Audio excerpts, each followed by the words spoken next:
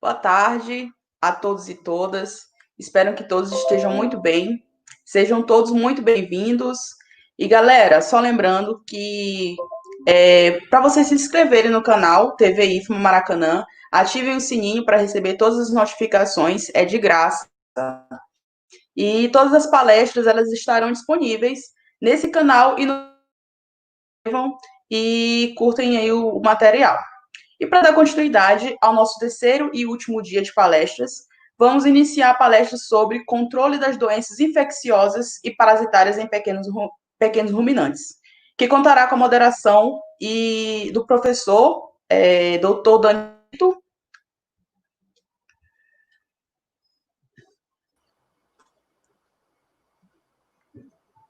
Boa tarde, Tames. Professor, seja muito bem-vindo. Boa tarde. Obrigado. Pode, Então, pode hoje, iniciar aí a moderação.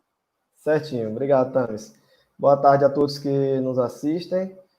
Estamos mais um dia com o nosso evento, o primeiro Simpasa, o nosso simpósio de pastagem, alimentação e sanidade animal. E hoje nós teremos a palestra, como a Tames falou, sobre o controle das doenças infecciosas e parasitárias em pequenos ruminantes, né? E contaremos com a presença e a colaboração do professor Daniel Chaves. Então, o professor Daniel, ele é professor da UEMA, é médico veterinário, graduado na Universidade Estadual do Maranhão, mestre em patologia animal pela Universidade Federal da Bahia e doutor em medicina veterinária pela Unesp e Jabuticabal. Ele é docente do Departamento de Patologia, né, do Centro de Ciências Agrárias da Universidade Estadual do Maranhão, docente do Programa de Pós-Graduação Profissional em Defesa Sanitária Animal e responsável técnico pelo Laboratório Certas. Também, o professor Daniel ele é avaliador independente do Inmetro em processos de acreditação de laboratórios de ensaios biológicos. Boa tarde, professor Daniel. Queremos já de antemão agradecer pela sua contribuição, pelo seu aceito nosso convite, participar conosco no nosso simpósio, e acreditamos muito que trará grandes contribuições com a sua palestra com um tema tão importante desse que é o controle de doenças infecciosas e parasitárias em pequenos ruminantes. Então, você tem agora a palavra para proferir a sua palestra. Obrigado, professor Danilo. Boa tarde a todos. Eu quero inicialmente agradecer pelo convite, né, pelo convite que o professor Danilo me fez, pela confiança da organização e, ao mesmo tempo, parabenizar pelo sucesso do primeiro Simpasa e que seja o primeiro realmente de muitos que venham somar, né, com os conhecimentos de todos nós. Danilo já me apresentou. Além de tudo isso que eu falei, né, eu sou amigo dele. Eu acho que ser amigo é uma coisa mais importante de tudo que a gente tem na vida. Eu acho que são as relações que nós construímos ao longo da nossa vida. Bom, gente, essa palestra, Danilo me pediu que fosse bem objetivo e focasse realmente na questão do controle. Então, eu trabalhei uma palestra de forma que eu não vou ficar me detendo muito em detalhar sobre a etiologia das enfermidades, a patogenia, até mesmo detalhes sobre sintomas, sinais clínicos. Eu não vou me deter muito nisso. Eu vou realmente me concentrar no que é o foco, que é o controle, né, das enfermidades. Eu coloquei aqui controle de doenças, porque no título que eu mandei para o Danilo no início, estava controle das doenças. E, evidentemente, que uma palestra como essa, a gente não consegue falar de todas as doenças. Então, quando a gente coloca controle das doenças, é como se eu fosse realmente falar de todas as doenças infecciosas e parasitárias. Então, eu mudei aqui para de doenças, porque nós vamos tratar principalmente de algumas, mas muitas outras, certamente, vão ficar de fora. Antes de entrar propriamente em falar das enfermidades, a gente tem que lembrar que a saúde dos animais, a saúde do rebanho, ela está sempre relacionada com a nutrição, né? Por isso que essa palestra está dentro desse simpósio. Também um aspecto importante é a idade dos animais, que isso fala diretamente sobre a questão imunológica dos animais. Portanto, algumas enfermidades são muito mais comuns em animais jovens, né, do que outros. Animais idosos, eles já apresentam outros tipos de enfermidades, enfim. A idade é muito importante. Outra coisa que afeta a saúde dos animais são as características ambientais, especialmente quando se trata das doenças parasitárias, né? E o manejo, que é a interferência do homem, né, sobre a vida dos animais. Hoje em dia, a gente, às vezes, eu que ando bastante pelos interiores, às vezes a gente escuta alguém dizendo, meu avô criava aqui e não tinha esses problemas, né? Criava às vezes menos animais, numa área muito maior, muitas das vezes não tinha as cercas que se tem hoje, né? E hoje você concentra os animais. Então, o manejo, ele é muito determinante da saúde dos animais, porque a gente quer criar muito mais no menor espaço possível. Então, o convívio dos animais uns com os outros facilita, né, a transmissão das enfermidades. Outra coisa que eu gostaria de mencionar, antes de entrar diretamente a falar das enfermidades em si, é questão de conceito de doença e infecção. Muitas das vezes esse conceito ele não é bem entendido por todos nós, e ele é fundamental para que a gente entenda o comportamento das doenças e dos animais frente a elas. Então, a doença é a manifestação clínica daquilo que um agente etiológico promove dentro de um hospedeiro.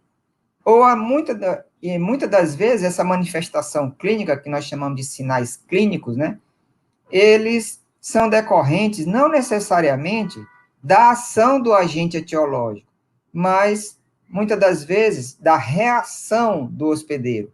Agora, como essa palestra aqui, ela está sendo, agora, nesse período da pandemia, né, da Covid-19, fica até fácil de a gente falar sobre isso, porque a gente ouviu muito na mídia, né, falando que tem pessoas que, a maioria das pessoas não tem sinais clínicos, não tem sintomas, né, a grande maioria que se infecta não manifesta a doença, ou seja, são assintomáticos. Muitas das vezes eles podem transmitir, né, os animais transmitem, estando infectados, mas não necessariamente eles manifestam os sintomas clínicos.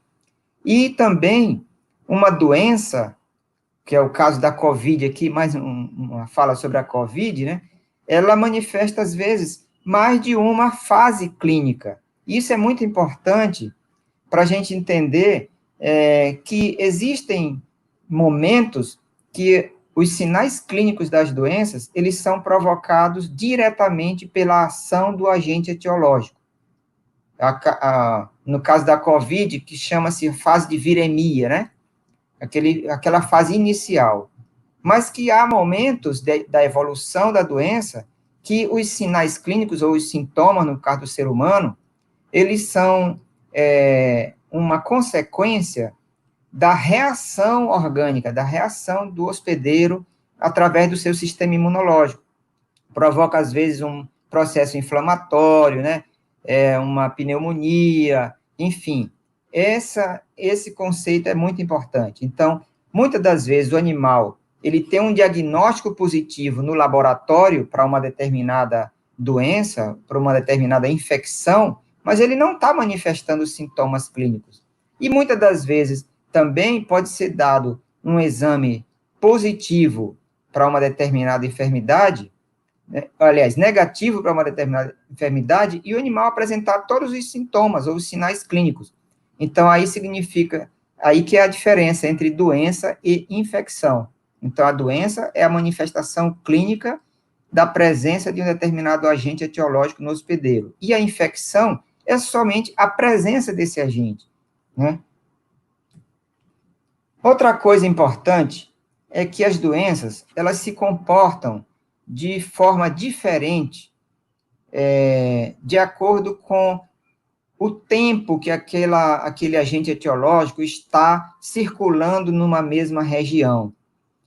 E essa circulação do agente etiológico numa mesma região por um período longo, normalmente traz um outro conceito epidemiológico que é importante, que é o conceito de endemia, né? Uma doença que se tornou endêmica. Ela já está ali presente em boa parte da população e em boa parte dessa população, os animais já não apresentam aqueles sinais clínicos tão evidentes, né, ou tão graves daquela enfermidade. Isso gerou o que, na medicina humana, esse trabalho de 99 conceituou como sendo a teoria da transição epidemiológica, onde ocorre uma queda geral na mortalidade com um aumento geral na morbidade, ou seja, muitos animais se infectam, mas poucos manifestam, evoluem para o óbito. Então, uma doença endêmica, ela se caracteriza pela benignidade dos sinais clínicos e uma variedade grande na resposta aos tratamentos específicos. E o que leva a essa situação, né, de uma doença se tornar endêmica? É esse convívio do parasito com o hospedeiro e com aquele meio ambiente, com aquela região. E outros fatores também podem levar a essa situação, como, por exemplo, a vacinação, o manejo sanitário e nutricional do rebanho, e principalmente esse convívio, né, quando um agente etiológico ele está numa mesma região, infectando vários animais por muito tempo, né, ali vai ocorrendo um equilíbrio entre o agente etiológico e o hospedeiro. Então, essa relação do hospedeiro com o agente etiológico, ela é alterada para uma relação um pouco mais branda. É aquela coisa, né?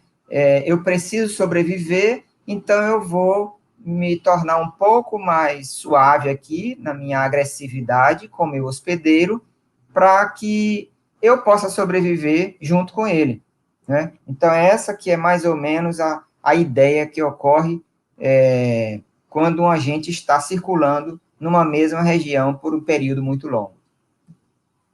Bom, gente, como eu falei no início, evidentemente, nós não vamos ter como abordar todas as doenças infecciosas e parasitárias de pequenos ruminantes.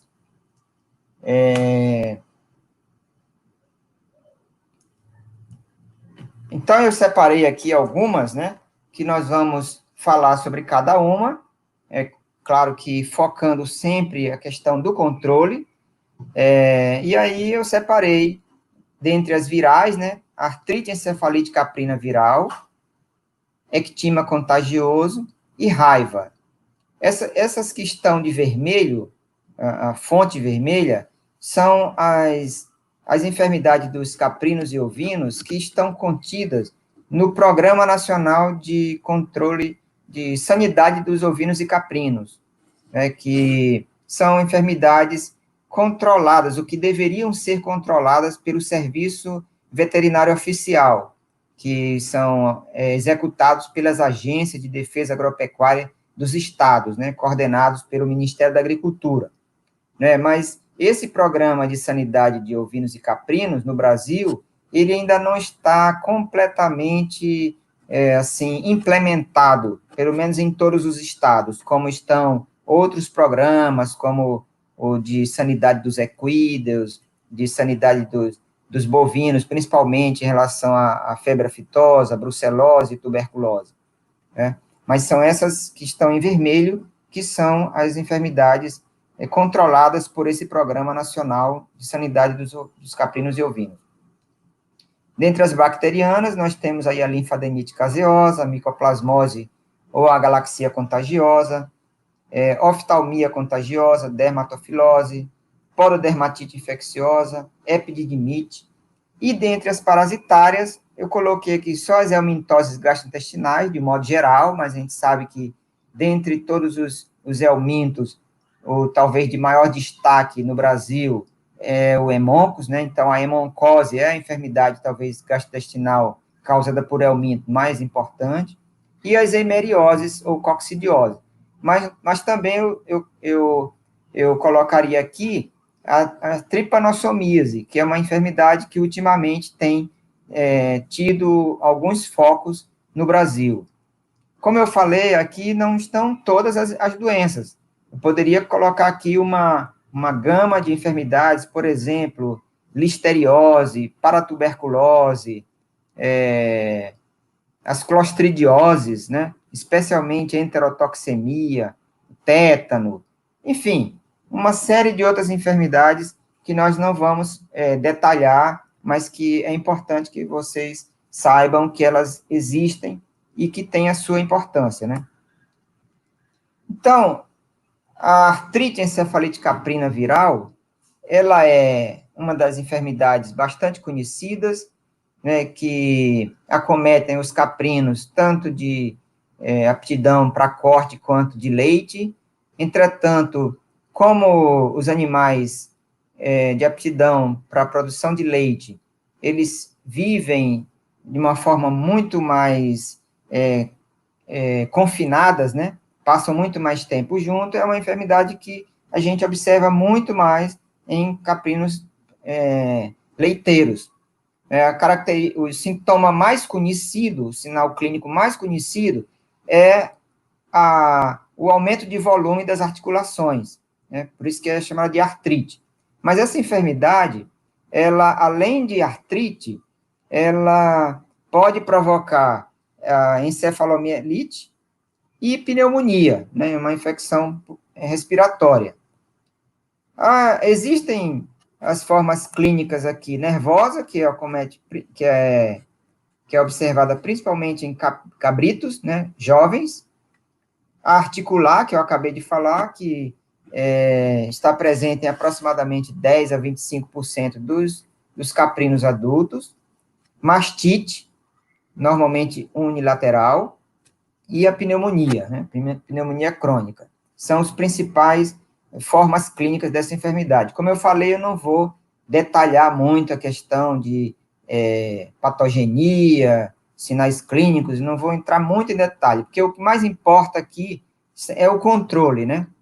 Então, o controle da artrite encefalite caprina viral é baseado principalmente na eliminação dos animais positivos, porque não tem um tratamento eficaz, não é viável tratar os animais. Então, depois que se constata a presença dessa enfermidade numa propriedade, o controle é baseado em exames laboratoriais periódicos. Então, você, quando constata essa doença, através de exames laboratoriais, num rebanho, né, o ideal é que você faça esses exames a cada 6 meses e vá eliminando os animais positivos. Esses animais, eles podem tranquilamente serem encaminhados para o abate, porque não há transmissão para o humano. Outra forma de controle é a separação das crias logo após o nascimento das mães positivas. Elas não devem ingerir o colostro ou não devem amamentar esses cabritos. E também, na aquisição de animais, adquirir animais testados, fazer o exame antes e adquirir animais negativos para artrite encefalite caprina viral. O exame é um exame relativamente simples, é um exame baseado numa reação imunológica, vai detectar anticorpos, por isso que tem que ser feito periodicamente, porque toda doença que é detectada através de anticorpos, você está detectando algo que já aconteceu lá atrás. Então, a infecção do animal ocorreu há alguns dias atrás. Aí passa um período que a gente chama de período de incubação, onde o animal não manifesta sinais clínicos, e na grande maioria das enfermidades, não apresenta também anticorpos. Então, se você faz um exame aqui durante o período de incubação, o animal já está infectado, mas você não detecta esse animal como sendo positivo. Por isso que tem que ser retestado lá na frente novamente. E esse prazo de 6 meses, porque é uma doença que pode ter uma variação grande daquilo que nós chamamos de soroconversão, que é exatamente esse fato de que animais que estão infectados ainda não apresentam anticorpos detectáveis no laboratório. Uma outra enfermidade relativamente comum, viral, né, é a ectima contagioso. O ectima contagioso é essa doença, né, que provoca essas lesões nos lábios, na boca, né, e os animais apresentam essas crostas, né, que são ricas pelo vírus, né, são cheios do vírus. E aí, o animal tem muita dificuldade para se alimentar, né, para amamentar, muitas das vezes o rebanho ali dos cabritos, praticamente todos pegam, porque é uma enfermidade altamente contagiosa, né, e você vai ter que fazer um tratamento e um controle individual. Primeiro é separar esses animais, segundo, utilizar uma solução com iodo para tratar individualmente esses animais. Então, aqui estão algumas opções, né, de tratamento, de controle, que é o uso de vacina autógena, vacina produzida com a própria crosta, que se tira dali da região afetada e se produz isso em laboratório. É relativamente simples de fazer, a gente tem condição de fazer isso aqui, e a vacinação deve ser, então, conduzida naquela propriedade. Uma opção interessante é definir épocas de parição, fazer estação de monta, para que todos os nascimentos ocorram num determinado período, para facilitar esse manejo. E aí você pode apenas fazer uma vacinação, se já tiver tido essa doença na propriedade, ou na região. Ou então, aqui para nós não temos, os produtores não são muito afeitos a essa questão da estação de monta, principalmente para ovinos e caprinos, então vai ter que se fazer 2 vacinações anuais para esse público, né?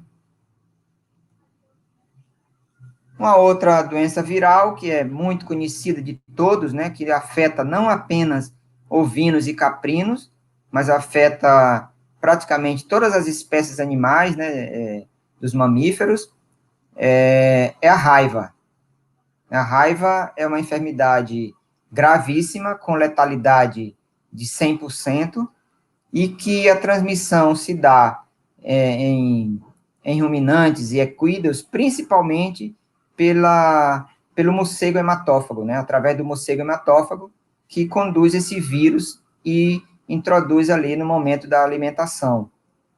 Normalmente, quando tem raiva numa propriedade ou numa região, ela acomete mais de uma espécie animal, por isso que aí eu coloquei um ovino, um equino aqui sendo sugado pelo morcego e um bovino, né, para chamar essa atenção. E essa doença, ela manifesta principalmente sinais nervosos, né, com paralisia dos membros posteriores, evoluindo para a região anterior do animal e afetando, inclusive, os músculos da deglutição, e o animal começa, então, a ter uma salivação abundante, né, uma baba muito grande, e o controle dessa enfermidade, todos nós sabemos, né, ou devemos saber, que é baseado principalmente na vacinação dos animais e também na captura e eliminação dos morcegos hematófagos. Esse é um trabalho que deve ser feito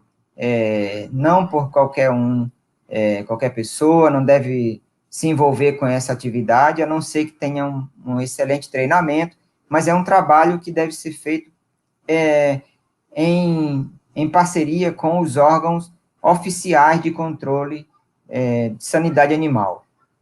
Sempre tem nos estados, né, em todos os estados, tem uma equipe, normalmente nas agências de defesa agropecuária, juntamente com o pessoal do Ministério da Agricultura, e muitas das vezes envolve até a Secretaria de Saúde, porque é uma zoonose muito importante, né? Pessoas habilitadas para esse tipo de controle de morcegos hematófagos. A galaxia contagiosa dos ovinos e caprinos, ela também é uma doença conhecida como micoplasmose. A micoplasmose, como o nome está dizendo, né, ela é causada por um micoplasma, uma bactéria, e que pode, inclusive, em algum momento, se confundir com a artrite encefalite caprina, porque um dos sinais clínicos é justamente o aparecimento de artrite, né, as articulações ali com um volume bastante aumentado, com uma presença de um líquido, né, essa é a micoplasmose.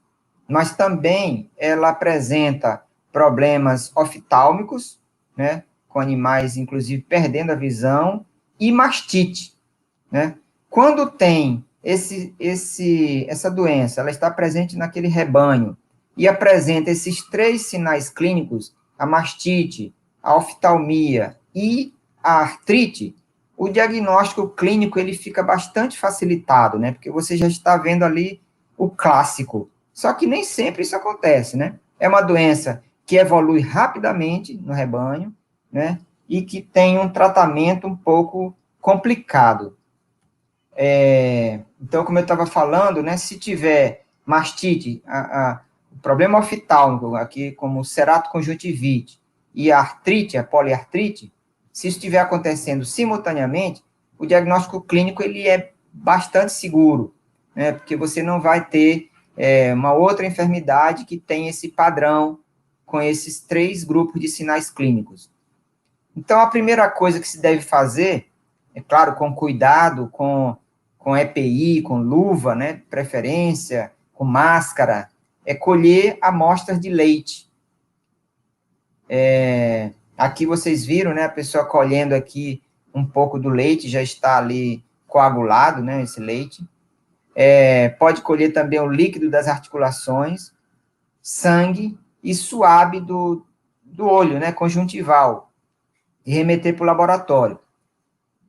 Esse material ele vai ser examinado para identificação do micoplasma, do agente etiológico.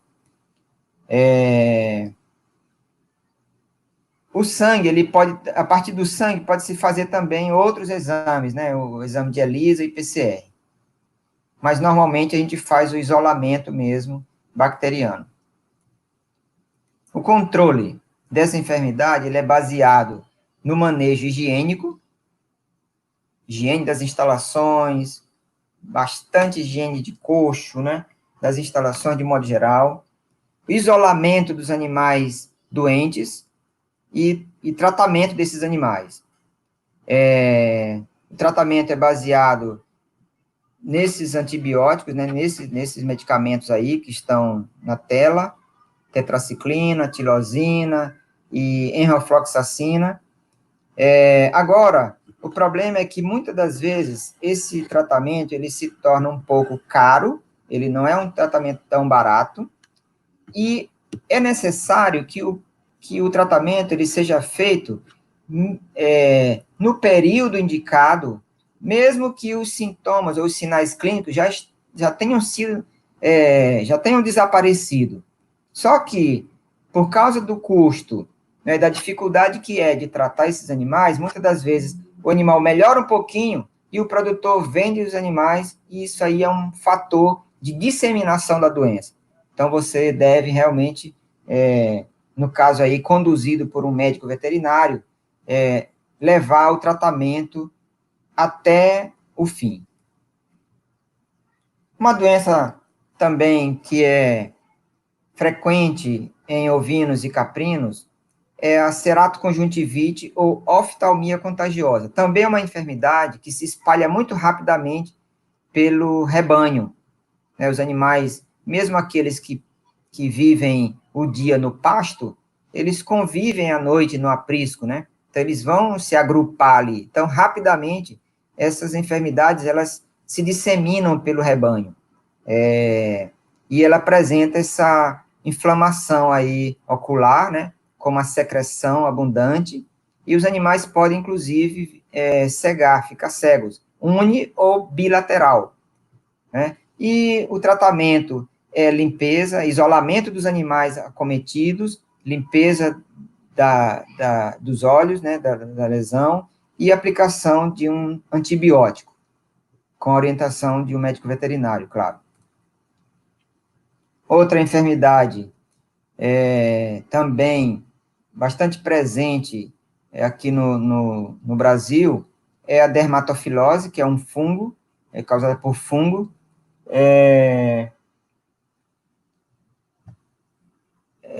que provoca o aparecimento dessas crostas na pele do animal. Então, o diagnóstico ele é feito a partir da própria crosta, né? Pode ser um diagnóstico clínico, mas você pode colher também essas crostas e enviar ao laboratório para fazer a identificação microscópica. Essa é uma enfermidade, a linfadenite contagiosa, é uma enfermidade que talvez seja uma das mais frequentes entre ovinos e caprinos no Brasil. A linfadenite caseosa é conhecida também como mal do caroço, né? É uma doença que apresenta aí uns nódulos nos linfonodos, né, tanto superficiais quanto os linfonodos mais profundos, né, internos. E ali você tem uma presença de uma grande quantidade de pus, né, com a presença do agente etiológico, né, da bactéria. E esse material, ele é altamente contagioso e o agente etiológico permanece viável por um período relativamente longo no ambiente, nas instalações, e é justamente por aí que ocorre a disseminação dessa enfermidade. Então, é uma doença conhecida, bastante conhecida, e cujo tratamento é feito através o tratamento realmente definitivo, ou ideal, é a retirada do linfonodo, antes que ocorra o rompimento desse nódulo, do abscesso, né? Mas isso nem sempre é possível, né, levar um veterinário para fazer essa remoção do linfonodo. Então, o que se faz na rotina, normalmente, é um corte, né, quando ele atinge um certo padrão de maciez, aí você corta, drena todo aquele líquido que tem ali dentro, né, e de preferência coloca isso num recipiente para queimar, né, não pode desprezar isso de qualquer jeito, no aprisco ou nas proximidades, porque outros animais, mesmo com a pele íntegra, se não tiver nenhuma lesão, ele pode desenvolver a doença a partir dessa infecção que ocorre através dessa secreção, certo? Então, você corta, tira todo o conteúdo e, de preferência, coloca ali uma gaze dentro com um pouco de iodo e faz essa troca dessa gaze durante uns 3 dias, né, com o animal isolado para tratamento, para evitar a contaminação de outros. Há uma possibilidade também de você aplicar um pouco de formol, aspirar um pouco do líquido, do pus, né? E ao mesmo volume você injeta de formol, em torno de 0,5 a 2 ml. Tem umas vacinas também disponíveis, mas que ainda tem uma eficácia, ainda precisando de alguns ajustes. Outra enfermidade importante e bastante comum, principalmente nas regiões onde tem um maior volume de chuva, né, que é o caso aqui do nosso estado, é a pododermatite, né, a doença do casco dos animais, que acomete caprinos e ovinos, comete outras espécies também, mas nós estamos falando de caprinos e ovinos, mas principalmente os ovinos. Entre caprinos e ovinos, os ovinos são mais afetados, né, ocorre ali uma inflamação, né, dessa região aqui, entre os cascos, né, entre as unhas, e ali ocorre um apodrecimento pela infecção bacteriana. Muitas das vezes, o animal chega a um ponto de ter que se ajoelhar, né, comer ajoelhado, de tanto desconforto, de tanta dor que ele tem na região. E algumas vezes também, essa lesão, ela pode ser parasitada, né, por larvas, e aí ter adicionalmente aí alguma inflamação parasitária, né, como miíase. Um dos fatores, além da questão ambiental e da própria contaminação, é a falta de cuidados com o casco, né? Os cascos, eles precisam ser aparados frequentemente para que diminua a possibilidade dessa inflamação. Então, aí, algum exemplo aqui de um casco já parado, né? Mas aqui você vê como os cascos dos animais chegam a um ponto, que aí é aquilo que eu falei lá no começo, a questão do manejo, né? Os animais precisam ser melhor manejados, ser bem manejados, que o manejo, ele determina também o aparecimento de algumas enfermidades.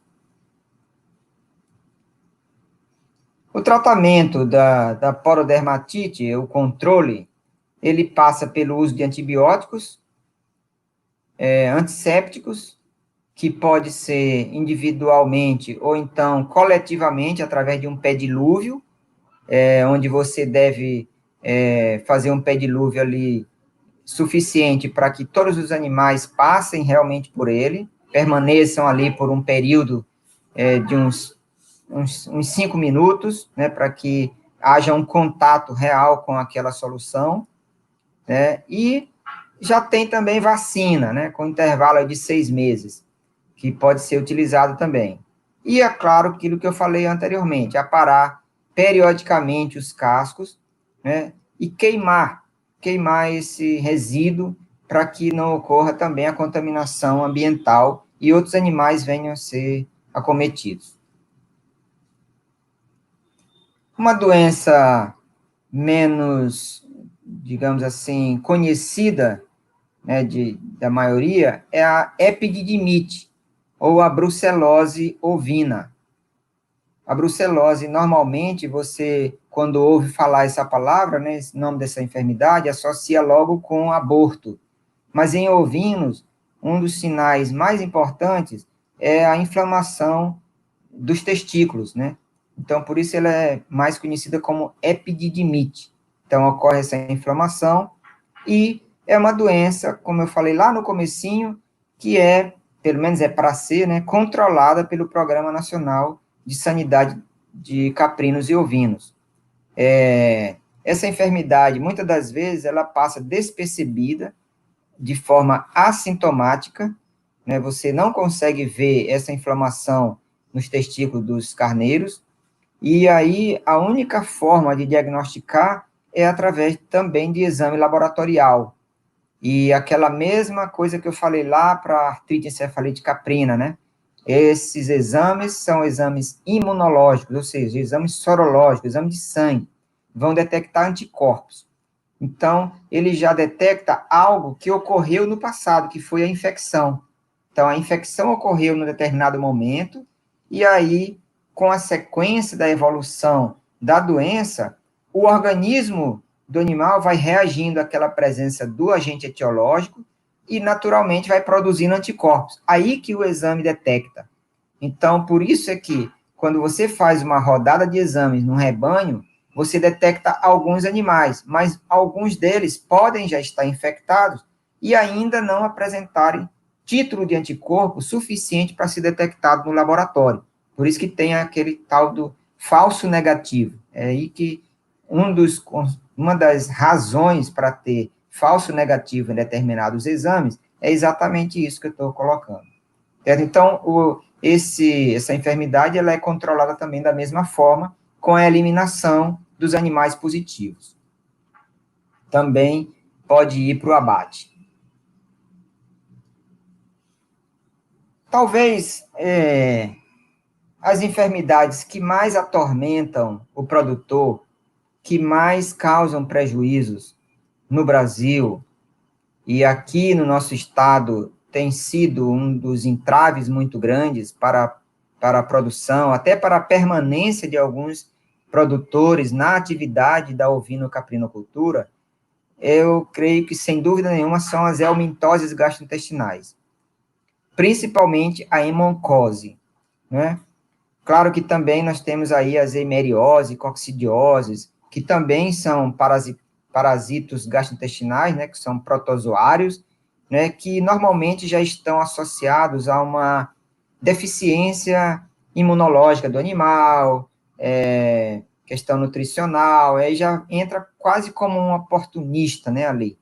Mas os helmintos gastrointestinais, eles são muito importantes economicamente, né, e a sanidade do animal ela é muito afetada por esses parasitos, e cada dia que passa, parece que nós temos mais problemas com esses parasitos, porque eles vão desenvolvendo a tal da resistência antihelmíntica, né, resistência contra os medicamentos. Essa foto aí, eu coloquei essa foto para ilustrar um caso que eu convivi há alguns anos atrás. Esse produtor aqui de um município aqui do Maranhão, ele tinha 300 ovelhas, todas registradas. Ali você está vendo o tratador segurando ali naquele anelzinho, né, naquele colar, porque ela tinha um brinco com a identificação do registro, e ele tinha 300 ovelhas, e no mês de novembro desse ano, ele comprou mais 200, totalizou 500 ovelhas. É um projeto relativamente ousado, né, para nossas condições aqui, e quando nós fomos atendê-lo, foi no mês de fevereiro, já tinha passado 3 meses aí, 4 meses, que ele tinha adquirido esses animais. Ele simplesmente, gente, tinha perdido, dessas 500, 242 animais. Então, realmente, uma cena muito triste. E o primeiro animal que eu vi nesse dia foi esse aí, né? E aqui ele apresenta, não sei se vocês estão conseguindo ver, mas ele apresenta aqui um sinal clínico que o homem do campo chama de papeira, ou cara inchada, né? Você percebe que o animal está com um líquido aqui, né? Um edema, que nós chamamos tecnicamente de edema submandibular, que é causado por uma deficiência de proteína, da albumina, né? Justamente em função da parasitose, né? Dos helmintos que estão sugando, se alimentando desse animal, né, e também provocando uma deficiência nutricional, não apenas pela exfoliação que o parasito naturalmente provoca, porque ele é hematófago, mas também pela deficiência de absorção, de digestibilidade que esse animal vai apresentar, de aproveitamento do alimento de um modo geral, né? Então, isso aí é uma coisa que já está num nível muito avançado da enfermidade. É claro que nem todos os animais do rebanho vão apresentar um sinal clínico tão evidente, né, da parasitose como esse aí, né? Senão seria muito fácil o diagnóstico, mas não é bem assim. Então, isso aqui são algumas imagens dessa mesma propriedade, né, animais que caíam no pasto sem força mais para caminhar, né, ali a gente observando a mucosa conjuntival e oral, e aqui já na necrópsia, né, observando a presença dos parasitos. Aqui mais um sinal clínico importante nessa parasitose, ou nas parasitoses gastrointestinais, é a anemia, né? Então, esse animal aqui também ele tem aquele mesmo sinal clínico, o mesmo edema submandibular aqui. Então, esses parasitos, eles vão inibir o apetite dos hospedeiros, eles vão diminuir a digestibilidade dos nutrientes, que eu já tinha falado, e, na maioria das vezes, os animais não apresentam sintomas, né, na forma subclínica, principalmente quando está ainda num nível de parasitismo não tão elevado. Isso é muito importante porque a pessoa pode querer controlar ou tratar os helmintos gastrointestinais, as doenças gastrointestinais provocadas por helmintos, apenas quando aparecerem sinais clínicos muito evidentes, né? O que é um equívoco. Porque o animal, mesmo ele não apresentando os sinais clínicos, ele pode muito bem estar produzindo menos do que deveria, né? Porque ele vai comer menos, vai aproveitar menos os nutrientes, e também vai estar sempre contaminando o ambiente, provocando, então, a infecção de outros animais. Isso aqui é uma propriedade de um colega meu, na Baixada Maranhense. Ele fez uma necrópsia, e tudo isso aí que está sobre essa peça aí intestinal, nada mais é do que parasitos gastrointestinais, helmintos gastrointestinais. Só para vocês terem uma ideia, né, de como chega, às vezes, a carga parasitária nos animais acometidos, principalmente em regiões como a nossa, que tem um clima favorável para o desenvolvimento desses helmintos. Nessa mesma propriedade, eu gravei esse pequeno vídeo para vocês verem como muitas das vezes até desestimulante para o produtor que chega numa situação dessa. Opa, desculpa. Deixa eu ver se eu consigo aqui. Olha como chega aí também o nível de diarreia, que aí já tem uma associação.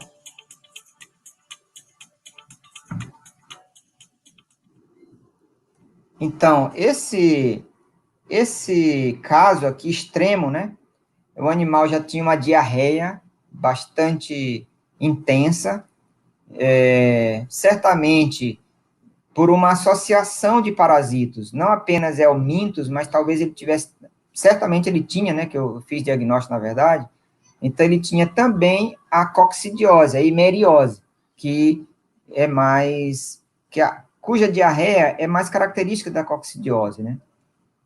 Então, eu gostaria muito, gente, de falar para vocês que o controle das parasitoses gastrointestinais, digamos assim, fosse simples assim: uso de antihelmínticos, manejo de pastagem e manejo das instalações. Eu gostaria muito de falar isso para vocês, e eu estaria encerrando a palestra agora, né? Seria muito bom. Mas, infelizmente, não é bem assim. É muito mais complexo, porque o ciclo do parasito, do helminto gastrointestinal, ele envolve o animal, que é o hospedeiro, mas ele envolve também o meio ambiente. Então, ele elimina aqui os ovos nas pastagens. Nesses ovos vão se desenvolver larvas, né, que vão se aderir nas pastagens para que o animal se infecte. Então, esse ciclo aqui, que nós chamamos ciclo de vida livre ou não parasitário, tem uma interferência direta do meio ambiente, das condições ambientais, influenciam diretamente essa composição e regulação da população de parasitas. Então, aqui, especialmente quando se fala de umidade, aí tem uma relação direta com o teor de chuva, né, com o índice pluviométrico, e a temperatura influenciam diretamente a ocorrência desses parasitos. E também, evidentemente, isso vai variar de acordo com o período do ano. Então, como eu tinha acabado de falar, né, a umidade e a temperatura, ambas, quanto mais altas, melhor, né, para o desenvolvimento dos parasitos. E aqui, por exemplo, nós temos o índice pluviométrico, que vai lá próximo de 2.000 milímetros cúbicos ano. Então, isso aí é um prato cheio para o desenvolvimento dos parasitas, né? Outro elemento importante aqui, nessa foto me fez lembrar, é a qualidade e a altura da pastagem, né? Quando o animal está pastando numa área dessa daqui, ele está com a boca ali no chão. né? Claro que aqui está apresentando um período seco, mas a facilidade dele se infectar aqui é muito maior que aqui, certo? Por causa da altura do pasto. O bolo fecal também ele propicia um microclima adequado para o desenvolvimento do parasito. Mas eu coloquei essas imagens, na verdade, nem para falar tanto dessa questão de microclima, foi mais para mostrar esse pontinho branco bem aqui, que está meio, essa imagem não está tão boa, né? Mas esse aqui está boa, olha só. Eu não sei se vocês estão vendo o meu mouse passando aí por cima, isso aqui é um parasito, ou um pedaço de um parasito, né? Um cestódio, é uma tênia, a tênia dos ovinos, dos ruminantes, né? Que é uma tênia do gênero Moniesia. Então, quando a gente chega numa propriedade que encontra uma situação dessa, eu normalmente falo o seguinte, que se você está vendo parasitos a olho nu, imagina o que você não está vendo, né? Então, isso aqui é um indicador muito, para mim, muito claro de que ali há uma grande infecção, pode até não ter sinal clínico, mas tem uma grande infecção por cestódio, que está aqui na cara, né, que está eliminando os cestódios, mas muito, muito, muito provavelmente, quase 100% de certeza, tem outros nematódios, tem outros parasitos ali envolvidos com aqueles animais, né, parasitando aqueles animais. Esse microclima também, ele muitas das vezes proporcionado por uma gotícula, né, de orvalho, né, na própria pastagem. Aqui você vê uma gotícula cheia de larvas, né, que estão ali disponíveis para o animal se infectar. Eu vou passar mais rápido, aqui é só para mostrar que a distribuição de chuvas e a precipitação pluviométrica é determinante, né, também nessa relação de infecção dos animais por helmintos gastrointestinais, por tudo que eu já falei anteriormente. Isso aqui eu vou passar também, mas é só para mostrar que, dependendo da época do ano, você tem mais larvas disponíveis para os animais se infectarem do que outras épocas do ano. Então, na época chuvosa, por exemplo, você tem uma disponibilidade muito grande de larvas nas pastagens por causa das condições ambientais, principalmente em regiões quentes que estejam chovendo bastante. Então, aqui no Maranhão, por exemplo, dependendo do local do estado onde você esteja, você vai ter mais chuva num período mais cedo do ano e em outras regiões, período mais tarde. Então, você tem que se adequar àquela condição ambiental onde a propriedade está localizada, né? Não é chegou e ter uma receita de bolo que você vai aplicar a todas as propriedades em qualquer lugar, certo? Então, aqui, como eu estava falando, cada propriedade tem a sua topografia, o tipo de solo, né? Então, isso tudo interfere sobre a infecção parasitária. Por exemplo, numa área dessa daqui, que é bastante montanhosa, né? Normalmente, quando cai uma chuva, toda a água é carreada para as áreas mais baixas, e ali há uma concentração de formas infectantes dos parasitos, né? Para ali vão os ovos, os oocistos, e ali vão ter as larvas também dos parasitos naquela área ali do perímetro daquela aguada.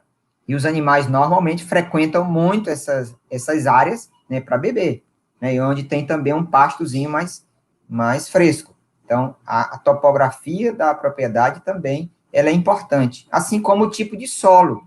Por exemplo, aqui no Maranhão, nós temos áreas onde tem um solo mais argiloso, né?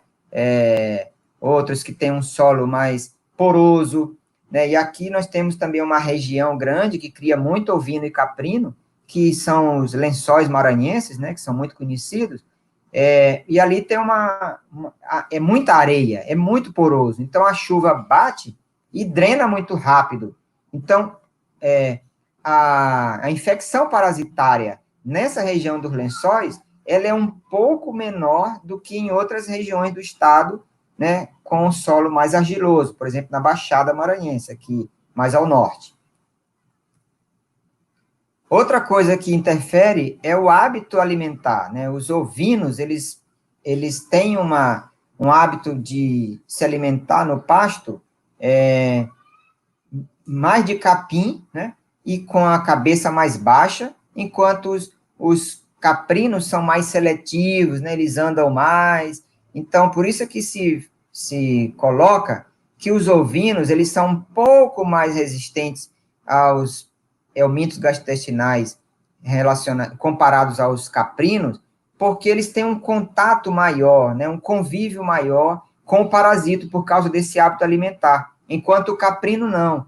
Ele come muita folha seca, né? É capaz de subir em árvore, como está nessa foto aí, para buscar o que ele realmente quer, né? O que ele gosta e o que traz o nutriente para ele, a proteína, né? Então, ele convive menos com os parasitos, ele entra menos em contato com o capim, com o pasto, né? Onde as larvas estão mais concentradas. Por isso, ele é mais sensível, porque ele não tem esse convívio, aquilo que eu falei lá no início, quando eu estava falando de infecção, de doença, e também da questão do equilíbrio que o hospedeiro vai adquirindo com o agente etiológico ao longo do tempo. Então, o ovino, ele já adquiriu um pouco mais esse equilíbrio, né, com o agente etiológico, porque ele entra mais em contato com o helminto, enquanto o caprino é mais sensível, porque ele entra menos em contato. Claro, a disponibilidade de água, de alimento, de qualidade, né, fundamental, né, para que os animais tenham uma nutrição adequada, portanto, eles vão ter uma imunidade também melhor e podem resistir mais às infecções. Então, como eu falei antes, eu gostaria muito de dizer que o controle de helmintos gastrointestinais, que é, para mim, o maior problema enfrentado pelos produtores, pelos médicos veterinários, pelos técnicos agrícolas, pelos profissionais das ciências agrárias, né? Eu gostaria muito de dizer que é só o uso de antihelmíntico, né, manejo de pastagem, etc. Mas não é. Cada caso que você chegue, cada região que você está trabalhando é uma solução diferente. E essa solução, ela passa primeiro por um diagnóstico de situação da propriedade, como eu falei, dessas características que estão envolvidas com o parasitismo. E aí eu quero encerrar, que eu acho que já está ultrapassando meu tempo, fazendo algumas considerações aqui. Primeiro, reafirmar que em áreas endêmicas, a maioria dos animais infectados não apresenta sinais clínicos. Esta afirmação ela serve para doenças bacterianas, virais e parasitárias. Então, tem vários exemplos que eu poderia dar, mas eu acho que o tempo já está esgotado. Eu não estou vendo ninguém, então eu fico com essa dificuldade de me orientar aqui. Outra consideração é que quando há suspeita de qualquer enfermidade, independente se é viral, bacteriana, parasitária, o ideal é que se colha amostras para exames laboratoriais antes de iniciar o tratamento, né? Porque às vezes você está pensando que é uma coisa e é outra. Aí você faz um tratamento e não era aquilo, e aí vai perder mais tempo ainda, porque a partir daí que você vai fazer o diagnóstico, a doença já evoluiu, já morreu animais, então a dificuldade para tratar depois vai ficar bem maior. Para algumas doenças, o tratamento não pode ser interrompido logo após os sinais clínicos desaparecerem. Aquilo que eu estava falando lá, quando eu estava falando de micoplasmose, né, a galaxia. Você tem que levar o tratamento de acordo com o protocolo que foi orientado, né? De acordo com a literatura que está mostrando que tem que ser. Se é 10 dias, tem que ir até o 10º dia. Então, porque se você interrompe esse tratamento só porque o animal melhorou, pode ter o que nós chamamos de recidiva, né? O animal voltar a piorar e aí ser muito mais difícil tratar posteriormente. E o controle de helmintos gastrointestinais, ele deve considerar novos conceitos relacionados a tratamentos seletivos e manejos nutricionais. Eu queria só pedir um pouquinho de paciência para reforçar isso aqui, que ultimamente, nos últimos anos, a gente tem mudado muito os conceitos relacionados a controle de parasitos. Primeiro é que passou a se falar muito em controle, de fato, e não de tratamento, de erradicação, porque a gente já está consciente que nós teremos que conviver com os parasitos, né? Não vamos conseguir eliminá-los totalmente. Então, uma coisa que mudou bastante é a respeito de tratamentos seletivos. Até algum tempo atrás, a prática nos orientava a fazer o seguinte: tratar todos os animais do rebanho. Hoje, essa orientação, ela cai por terra, porque tem animais no rebanho que, mesmo infectados, eles não vão apresentar sintomas, os sinais clínicos. Então, se você trata esse animal, ele vai ser um veiculador de formas resistentes de parasitos. Então, ele vai, os parasitos vão pôr ovos que vão ser eliminados pelas fezes, e esses ovos vão produzir larvas que já são resistentes. Então, é importante que você não trate os animais que não tenham características, né, clínicas de helmintoses gastrointestinais para evitar ou minimizar, né, esse efeito da resistência. E outra questão importante é o manejo nutricional. Cada vez mais se empregam conceitos mais novos, especialmente de integração, né, de rotação e outras questões que auxiliam no controle de parasitos, reforçando que essa questão nutricional é fundamental. Existem grupos de pesquisadores que já estão mostrando que o consumo de um pouco de proteína diariamente auxilia em muito o controle de parasito. Então, não é apenas vermifugar, né? Não é apenas aplicar remédio de verme em todos os animais. Tem que ter um estudo de situação, diagnóstico de situação, e para cada caso, uma solução diferente, normalmente orientada por um profissional qualificado para essa área. Então, gente, eram essas as informações. Muito obrigado mais uma vez pelo convite, pela atenção, e eu estou aqui à disposição para aquilo que a gente possa debater. Professor Daniel, muito obrigado aí pela palestra, parabéns pela excelente palestra. Passei 5 minutos, viu, Danilo? Pronto, certinho, dentro do intervalo de tempo, né? A gente quer agradecer mais uma vez pela sua disponibilidade. A gente sabe que estar aqui conosco realmente tomou um certo tempo seu, mas você trouxe uma grande contribuição para o nosso evento. E a gente tem agora o momento das perguntas, né? Tem várias perguntas aqui, na verdade, né? Vamos tentar ver se a gente consegue responder todas. A primeira pergunta é da Valderlândia dos Santos. Ela pergunta o seguinte: como é feita a vacina autógena?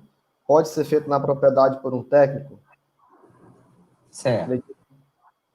Vacina autógena, ela é feita em condição de laboratório. Você colhe as lesões, né? Isso é feito tanto para linfadenite não, para ectima, mas pode ser feito para outras doenças, né? Como papilomatose também. Então, você colhe aquela lesão lá, o nódulo, a crosta, e aí vai levar para um laboratório, onde eles vão macerar aquilo, vão dar um tratamento com antibióticos, quando é para enfermidade viral, para evitar que aquele material ele veicule alguma bactéria, né? Vai centrifugar, vai filtrar, vai ter todo um processo. É simples, mas ele tem que ser feito em laboratório. Ok. O Joilson Lima pergunta, se tratando de ovinos, há raças que são mais propensas a doenças, de um modo geral? Olha, não só ovino, mas qualquer espécie animal, a raça ela é muito importante com relação a essa questão da resistência, né? Tem raças que são mais rústicas que outras. E também tem raças que são adaptadas para determinadas regiões, para determinado tipo de produção, que não adianta você pegar e colocar em outra região, com outra aptidão, porque vai ter problema. Então, com certeza tem raças mais resistentes a qualquer enfermidade. Ok. O Arlan Rodrigues pergunta: carcaça de animal com linfadenite deve ser descartada? Como? Eu não entendi, Danilo. Carcaça de animal com linfadenite deve ser descartada? Olha, aí depende. Depende da extensão das lesões, né? Se tiver muitos nódulos espalhados pela carcaça como um todo, é claro que não vai ser adequada para o consumo. Mas se for uma questão localizada, que no momento do corte você identificou ali, você pode descartar só aquela área e enviar para o consumo o restante sem nenhum problema. Ok. O Ian Santos perguntou ainda sobre a questão da linfadenite, se ela pode trazer risco ao ser humano. Não, não. Não é uma zoonose importante. Ok. A Aline Alves pergunta: será que a linfadenite está associada ao clima? Porque observo que os animais, porque observo eles mais frequentes em algumas épocas climáticas. Não sei se pode associar isso. Olha, eu acho que não. O que pode ocorrer é a aglomeração, né? Isso tá bem em moda agora, né? Aglomeração Sim. em determinadas épocas que outras. Mas o fator determinante é o manejo, né? O manejo higiênico das instalações. Detectou um animal com nódulo, isolar logo aquele animal para tratamento, né? Ou então esperar, na verdade, esperar que ele venha desenvolver mais esse nódulo para ficar no ponto de fazer aquele tratamento que eu falei. Mas, assim, pode até ter uma relação com a época do ano, mas eu desconheço.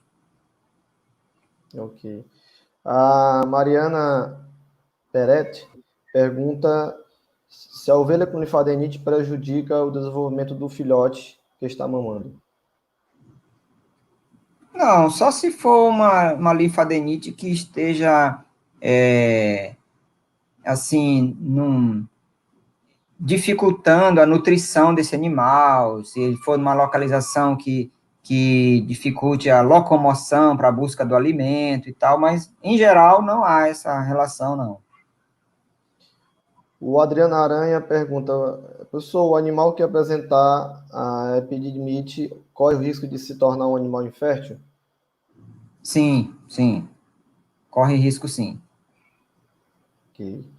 O Flávio Souza ele pergunta: professor, você acha que a diversidade na nutrição do animal, com o aumento do consumo de taninos condensados, pode ser uma maneira viável para o controle de doenças do trato gastrointestinal? Essa pergunta também coincide aqui com a pergunta da. Deixa eu ver aqui.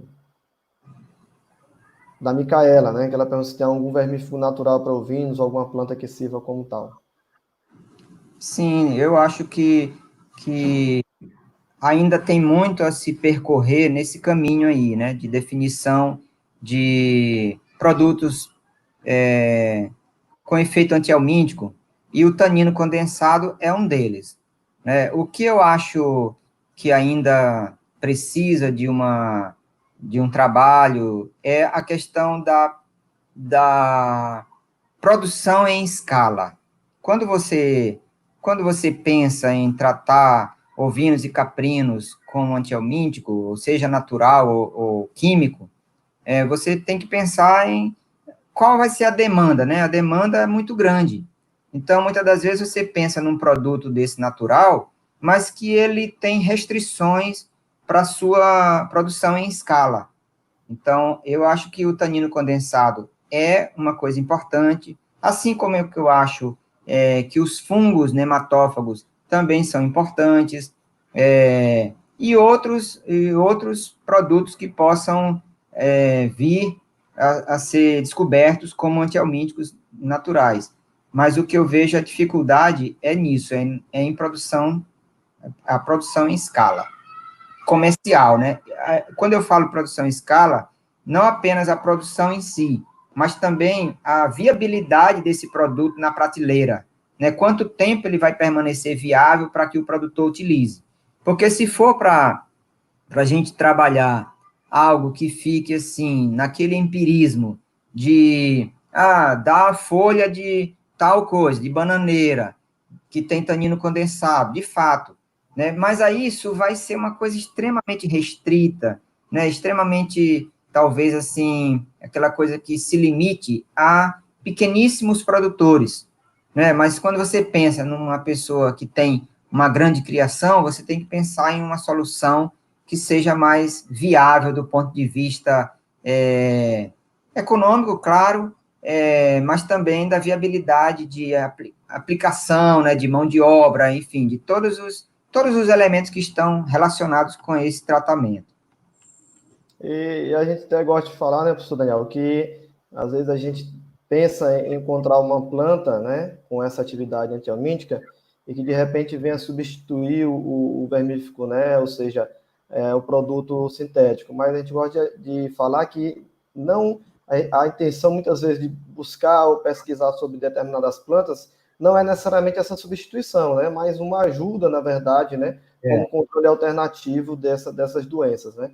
Às vezes a gente tem aquela ansiedade de, não, vou encontrar a planta tal, que ela vai controlar totalmente aí, combater totalmente a verminose e substituir o convencional. Mas em muitas situações, ou quase sempre, né, não, isso não vai acontecer, né? A gente tem que ter também isso em mente. E essa questão realmente do que você falou de grande escala, né, é um problema também, né? Porque às vezes a gente tem ali uma determinada planta, você faz de forma local ou regional, ou mesmo dentro de uma propriedade, mas quando você pensa para abranger, por exemplo, o Brasil como um todo, né? Um país continental como o nosso, aí às vezes é muito complicado, né?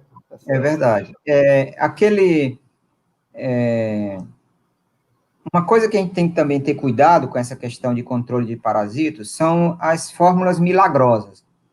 Aquele caso que eu mostrei do meu amigo lá da Baixada, que eu apresentei aquele vídeo, ele perdeu no ano passado, por essa época, assim, final de maio, na verdade, 42 animais, e ele tinha apenas 68.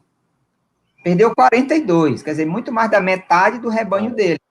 E sabe o que ele estava fazendo? Que eu assim, desaconselhei veementemente, ele estava usando o tal do vermissal. Então, é uma forma de administrar vermífugo, né, junto com o sal mineral, né, que só promove a resistência, porque você não sabe qual é a dose que o animal está ingerindo diariamente. Você faz um tratamento diário, prolongado, quer dizer, o parasito, ele vai entrando em contato com aquele produto químico diariamente, né? Então, ele vai selecionando muito rapidamente as cepas resistentes. E aí aconteceu o que aconteceu, né? Que é aquele do vídeo. Então, a gente tem que ter cuidado quando... Por isso que eu coloquei, mais de uma vez, que o controle de helmintose gastrointestinal não é uma receita de bolo, não se aplica de forma universal. A gente tem que realmente, cada caso é um caso. É claro que tem aquelas recomendações que são gerais, né? Nutricional, a questão nutricional, rotação de pastagem, isso é universal, todo lugar deve fazer isso, mas só isso não vai controlar, né? Mas para realmente ter um controle, você tem que ir para a propriedade, fazer um estudo de caso, identificar quais são os fatores predisponentes ali, os que mais afetam o aparecimento da verminose, para ir atacando cada ponto que sejam importantes para o controle. Beleza. O Joesley Frazão pergunta: qual o tempo médio de sobrevivência desses agentes, principalmente bactérias e helmintos, nas pastagens? Qual o tempo médio de sobrevivência desses agentes, principalmente bactérias e helmintos, quando nessa pastagem há um pastejo rotacionado que se usa o próprio esterco curtido como um complemento à adubação? Certo. Olha, a sobrevivência de bactérias varia muito. Tem bactérias que vivem anos e anos no meio ambiente. Por exemplo, as bactérias que causam as clostridioses, que são encapsuladas. Outras já são mais sensíveis, então morrem com uma certa facilidade, né? Duram aí uma semana, 10 dias, um mês.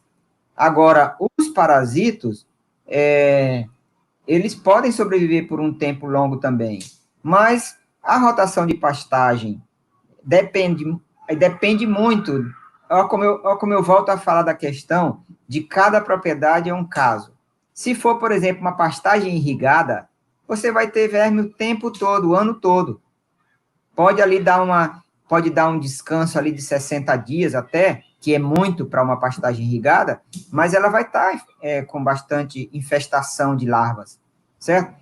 Isso aí varia muito de cada região. Se você vai, por exemplo, para uma região de sertão, onde é muito seco, né, o solo muito duro, né, muito pedregoso, ali você tem uma condição diferente de uma região daquela que eu mostrei aqui dos Lençóis Maranhenses, que é altamente porosa, uma região aqui do Pantanal ou da Baixada Maranhense, que já é mais alagada, onde você também tem condições de que as larvas sobrevivam por mais tempo do que outras. Eu acho que, não sei se eu respondi a questão, Danilo, mas eu acho que é por aí. Não, acredito que é isso mesmo, né? O Knife é um amigo nosso lá do Moçambique, esteve conosco aqui 2 anos atrás, né, passando por um treinamento junto com outros professores aqui no nosso campus.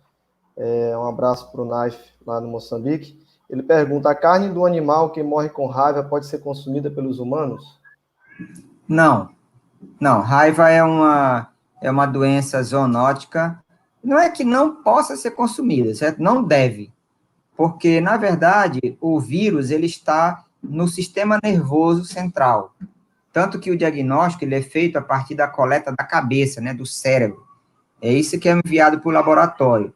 Mas como é uma zoonose de alto poder de letalidade, ela é 100% letal, ninguém deve manipular um animal que esteja com suspeita de raiva, quanto mais confirmado, que não seja pessoas qualificadas do Serviço Veterinário Oficial de Defesa Agropecuária, certo? Não há essa indicação e possibilidade de consumo de carne de animal com raiva.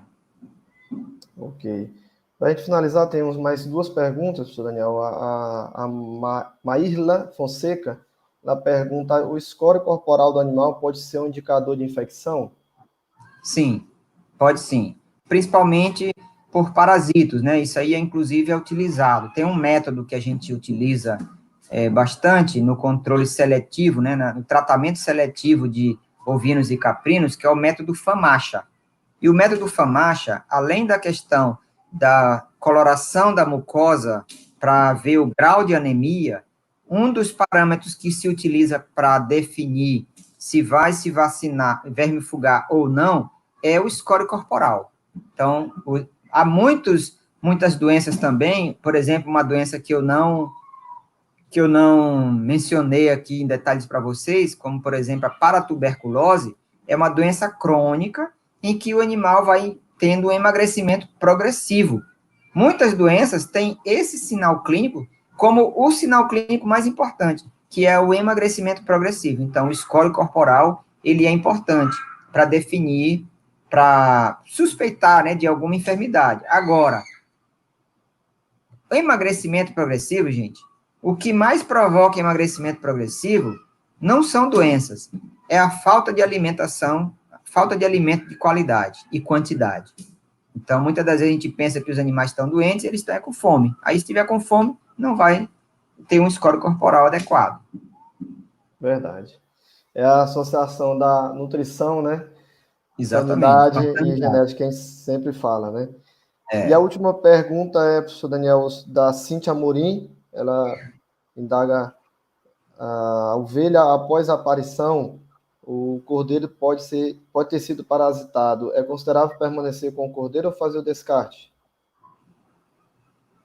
Parasitado por helminto, será? Eu acredito que seja essa a intenção. Deve ser. Não precisa descartar, não. É possível tratar, né, e deve tratar. A cria, o borrego, ele pode ser contaminado, né, ali ainda bem novo, assim que ele começa a ir para o pasto, mas ele não deve ser descartado por causa disso. Não há essa indicação, até porque a presença de helmintos gastrointestinais não impede de se consumir a carne e o leite, né, dos animais. Então, o ideal é você fazer o tratamento tanto da ovelha quanto do borrego. Mas não há essa indicação de descarte, não. Ok. Sr. Daniel, mais uma vez, obrigado por estar conosco neste dia e nesse nosso simpósio, né? Obrigado também quando falou no início que, além de profissional, nós somos amigos, e isso é verdade, né? E a Isso amizade é o mais realmente importante. é o mais importante, concordo plenamente, né? Eu agradeço muito pela sua presença e contribuição conosco aqui no nosso primeiro simpósio, tá bom? Muito obrigado. Obrigado, Danilo. Obrigado a todo mundo que assistiu. E um grande abraço. Um abraço. Bem, a Thames está chegando aí.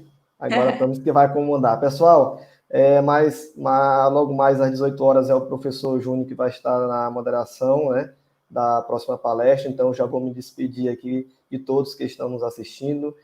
Continue conosco no nosso canal, né, TV IFMA Maracanã, que logo mais vai ter outra palestra. A Thames vai falar com mais detalhes. Então, obrigado a todos aí que estão desde quarta-feira participando do nosso primeiro simpósio. Um abraço, Thames, um Muito abraço a todos. obrigada, professor, pelas moderações. Obrigada ao professor Daniel pela excelente palestra. E, galera, quem ainda não curtiu a palestra, corre que ainda dá tempo para curtir. Isso vai incentivar a gente a promover mais eventos como esse. E só tem um detalhe: curtir, comentar, compartilhar é de graça. Para a gente bater 1.000 inscritos no canal, a gente só precisa de 10 pessoas para se inscrever. Então, quem ainda não é inscrito, por favor, se inscreva para poder a gente pensar em outros projetos para cá. Então, e todas as palestras elas estarão disponíveis nesse canal e no canal do GEPASA. E para dar continuidade ao dia de hoje, daqui a pouco, às 18 horas, teremos a próxima palestra sobre acesso Nutri, monitoramento e intervenção nutricional na propriedade por meio da tecnologia NIR, com o professor Dr. Marco Bonfim. Aguardo todos vocês e até logo!